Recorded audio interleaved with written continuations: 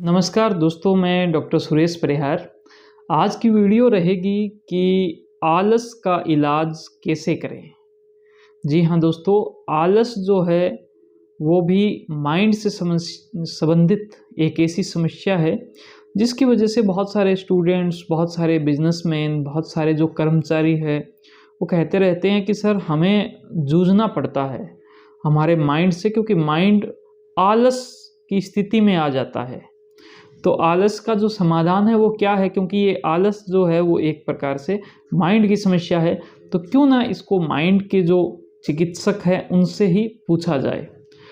तो दोस्तों, सबसे पहले इस आलस की समस्या को हम बहुत ही अच्छे से समझते हैं कि ये समस्या क्या है। दरअसल आलस माइंड की ही एक ऐसी स्टेट है जिसके अंदर माइंड थोड़ा रिलैक्स करता है, और वो इतना रिलैक्स करता है, उसको परवाह नहीं रहती कि आगे उसका उतने टाइम तक जब वो रिलैक्स करेगा तो उसका क्या क्या नुकसान होगा, उसको कोई परवाह नहीं है। दोस्तों, कुछ हद तक एक नॉर्मल लिमिट में आलस ज़रूरी भी है। एक रिलैक्स माइंड, एक अच्छा माइंड है, वही रिलैक्स कर सकता है।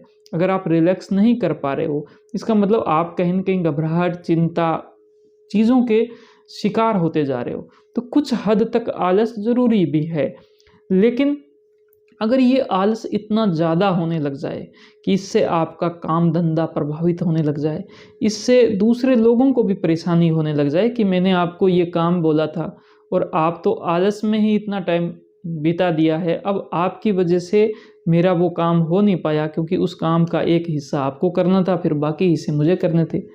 तो ऐसे में बहुत ज़्यादा दिक्कत होती है।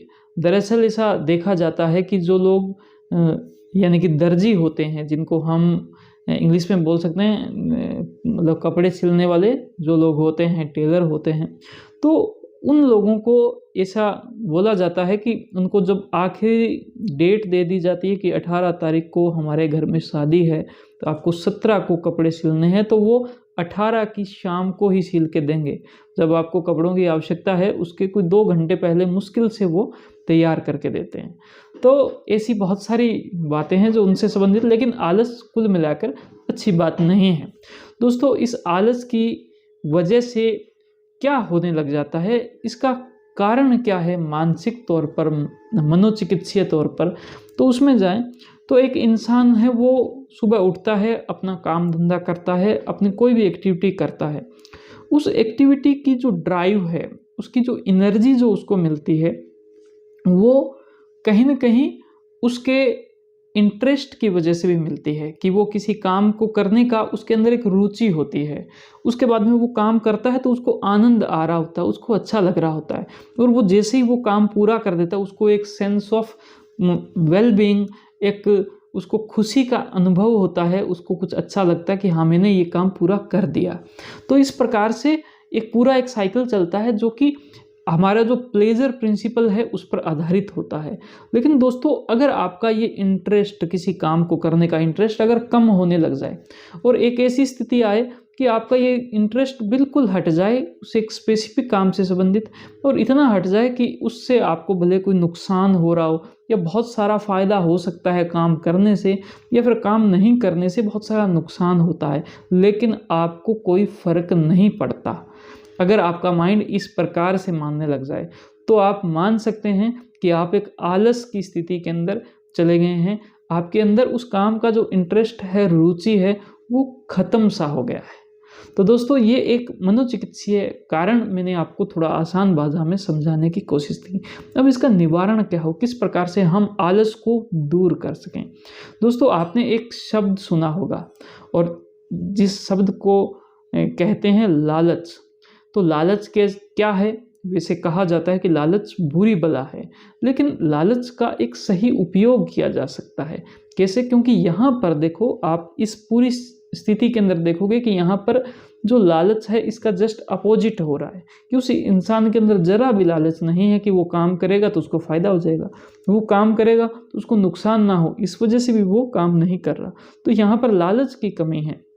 दोस्तों, आपको जिस भी काम के संबंधित बहुत ज़्यादा आलस आता है, या इस आलस की समस्या से किसी को अगर मुक्त करना चाहते हो तो उसको थोड़ा सा लालच दीजिए, उसको किसी लालच के साथ में जोड़िए और उसको जो है अगर आप लालच के साथ में जोड़ते हो और अगर उसको थोड़ा थोड़ा लालच मिलता रहे, वो जैसे ही कोई काम करे और उसके बाद में उसको वो लालच मिले, तो इस लालच की पूरी प्रक्रिया से क्या होगा कि उसकी बॉडी एक्टिवेट होने लग जाएगी, वो उस काम को करने लग जाएगा। उसका जो इंटरेस्ट जो कि ख़त्म हो चुका है, उसकी रुचि ख़त्म हो गई, उसको वो काम बिल्कुल पसंद नहीं रहा, उस काम के अंदर भी उसकी जो पसंद है वो धीरे धीरे जागने लग जाएगी। तो दोस्तों आलस का जो समाधान है वो आप लालच के माध्यम से बहुत ही अच्छे से कर सकते हो, ऐसे ही हमारी पूर्ण विश्वास है और आप इस फॉर्मूला का उपयोग भी करके देखो।